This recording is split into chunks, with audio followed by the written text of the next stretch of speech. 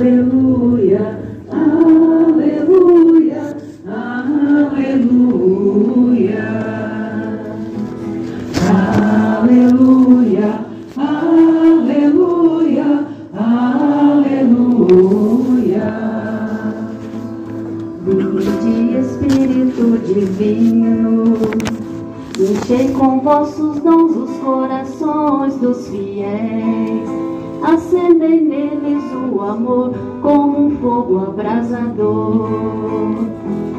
Aleluia, aleluia, aleluia, aleluia, aleluia, aleluia.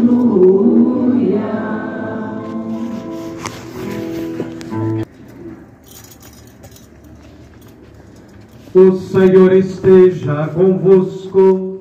Ele está no meio de nós. Proclamação do Evangelho de Jesus Cristo, segundo João. Glória a vós, Senhor. No último dia da festa, o mais solene, Jesus em pé proclamou em alta voz: se alguém tem sede, venha a mim e beba. Aquele que crê em mim, conforme diz a Escritura, rios de água viva jorrarão do seu interior. Jesus falava do Espírito que deviam receber os que tivessem fé nele, pois ainda não tinha sido dado o Espírito, porque Jesus ainda não tinha sido glorificado. Palavra da salvação. Glória a vós, Senhor. A celebração que estamos realizando nesta noite, no início da igreja, quando ela se organizava, ela era feita como que em família, em pequenas comunidades, onde se meditava e abria espaço para que todos pudessem colocar ali a sua experiência diante da palavra de Deus. Embora seja uma liturgia mais extensa do que a missa do nosso dia a dia, você pode perceber que as leituras falam do Espírito Santo de Deus desde a criação. O Espírito de Deus pairava sobre as águas. O Espírito de Deus movia o povo no deserto. O Espírito de Deus se manifestava na montanha, no Monte Sinai. O Espírito Santo de Deus é que tudo fazia mover e acontecer. A ponto, quando olhamos numa das leituras que foram proclamadas do profeta Jeremias, a profetização sobre os ossos ressequidos. O povo de Israel estava como que ossos jogados num vale. Quem já morou na roça? A gente, quando criança, às vezes andando, ia passando debaixo de uma árvore e achava aquele monte de ossada de vaca. Eu morria de medo daquilo.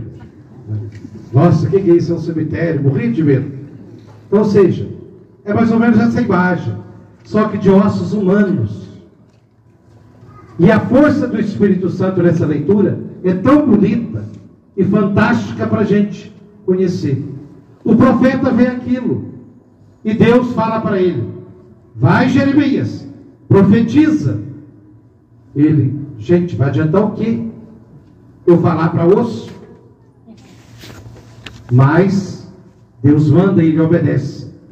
Quando ele profetiza, escuta aquele barulho, os ossos começam a se mexer e vão se encontrando, vai formando novamente o esqueleto. Ele profetiza de novo, e então os nervos começam a aparecer, aparecem também a carne que vai cobrir os ossos. Mas mesmo assim, era um corpo sem vida.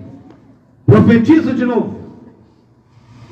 E ele, acolhendo a ordem de Deus, sem questionar, vai profetizar.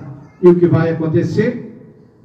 Quando ele vai dizer: vem Espírito, e entra nesse corpo. Pronto, a vida volta. O Espírito Santo, para que a vida seja em Deus, ele tem que entrar no corpo da gente. A luz de Deus, desde a noite da Páscoa, não é um enfeite. A gente não falou nada, simplesmente, na hora do glória, depois que a gente entendeu tudo, o que fez? O Círio foi e acendeu a fogueira. E aquela chama que está lá atrás é muito maior do que a que está aqui. Para dizer o seguinte: o Espírito chega para que a comunidade seja incendiada pelo amor de Deus. E que a gente tenha confiança na força de Deus. Quando a leitura sagrada, quando a palavra de Deus nos lembra que haverá o dia terrível, como na leitura foi dito também, esse dia terrível não é para nós que acreditamos no ressuscitado.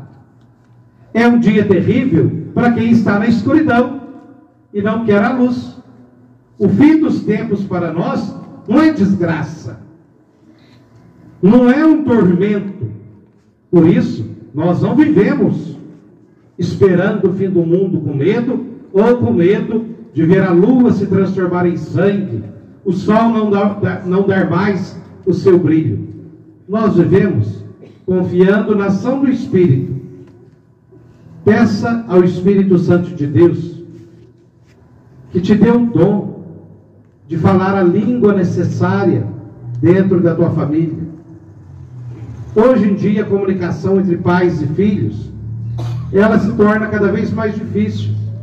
Até para a gente que é padre, no confessionário, com adolescentes e com juventude, quase que a gente precisa ter um dicionário para entender o que eles falam, né? Ah, eu fiz o seu... Mas o que é isso que você falou? Você não sabe. Porque ele já mudou de nome, né? As coisas vão, né? As gírias e tantas outras coisas. E de repente, principalmente, a linguagem do amor que nos falta, a linguagem da compaixão. Às vezes a gente tem a linguagem do sentimento. A gente se emociona com uma notícia na TV, a gente se emociona com um fato que aconteceu lá na rua, a gente se emociona com um cachorrinho atropelado ali na rua, coitadinho. Mas quem é que vai ter compaixão de fazer uma vaquinha para arrumar um veterinário para ele? Isso é compaixão. Ah, tadinho que a pessoa está lá na rua, está lá na praça com fome. Mas quem se organiza para descobrir para onde essa pessoa está indo? O que essa pessoa precisa? Você vai para onde? Às vezes a gente pega e dá uma passagem até Lavras, ou seja, deixa eu limpar aqui a frente da igreja, da rua, aí vai para Lavras, lá e se vira. Mas para onde que ele está indo? Mas a gente é assim, compaixão. Nesta noite de vigília, em que você se dispôs a vir para pedir o Espírito Santo de Deus. Não peça coisas extraordinárias, dons fantásticos. Ah, eu queria ter tanto dom de adivinhar as coisas, de profetizar, da pessoa chegar perto de mim e eu já saber o que ela sente. Para com isso. Peça o dom da humildade para saber calar a boca quando precisa. Peça o dom da humildade para saber entender a pessoa e às vezes falar com silêncio, acolher, ser humilde, paciente. Peça a Deus o dom da humildade, da aceitação. É tão difícil a gente aceitar a outra pessoa como ela é. Peça a Deus o dom do discernimento, para que quando alguém vir falar com você, você escute, reze, para depois agir. E às vezes a gente quer dar solução, e às vezes não tem. Só Deus vai ter os meios dele. Então a vinda do Espírito Santo na igreja não é uma festinha qualquer. Não é simplesmente encerrar o tempo da Páscoa. Amanhã, na última missa, vai ser apagado. Mas com a certeza de que essa luz está brilhando dentro de cada um. Peçamos juntos que o Espírito nos transforme, todos, em pé de igualdade, padre, bispo, leitores, ministros, agentes, pais, mães, em pé de igualdade. Todos nós precisamos. E olha, gente, sem sombra de dúvidas, talvez o dom que o mundo mais precisa e que nós precisamos é o dom da humildade. Todos nós precisamos. Ele é a base de tudo.